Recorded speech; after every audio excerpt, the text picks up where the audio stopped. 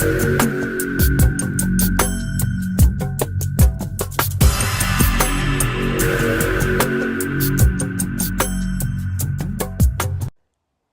researchers, including Christopher Ehret, have suggested a Nilo-Saharic linguistic affinity for the Nabta people. See these three megaliths right here? Right here? Well, these three megaliths right here represent, on the ground, Orion's belt, what the Europeans call, and Sahu is what the ancient Kemites call it. Now, we have also, in the past, asserted that the Sphinx was originally a lion, which interestingly correlates to the following hypothesis with fascinating accuracy: the Orion theory.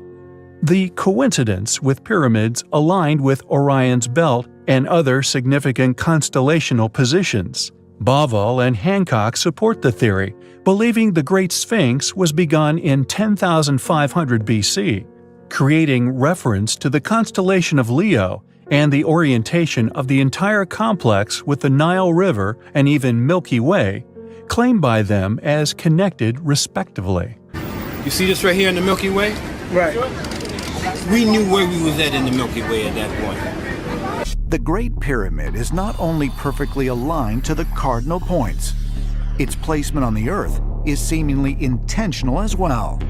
If you pass a great circle from the Great Pyramid through its cardinal and its ordinal directions, what you find is that these circles will pass through more landmass of the Earth than any other location on the Earth.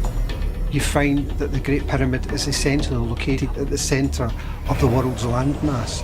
The Great Pyramid was built at the level of technological sophistication far in excess of anything that we have today. They don't use the inch as we normally have it in the English system, it's the cubit. And what's interesting about this cubit is that it is exactly 1/25 millionth of the polar diameter of the Earth, meaning the distance from the North Pole to the South Pole of the Earth. Chop it up into 25 million pieces, there's your cubit. It's perfect.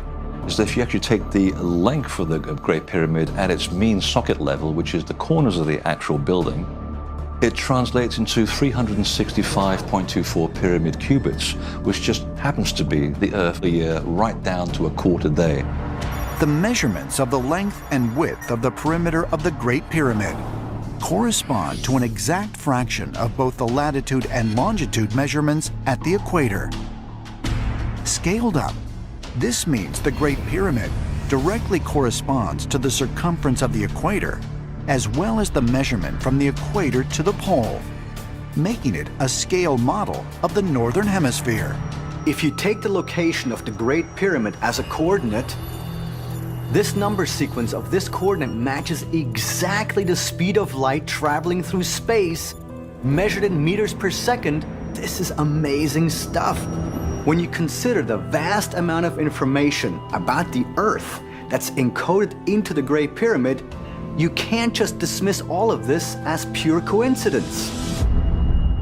There's been some controversy or some debate over who built the Great Pyramids of Giza, who designed them. Why don't you elaborate on that? Well, when European scholars, without justification of any kind, thought that they had, or somebody belonging to them had done it, without doing any kind of investigation, they were built by men.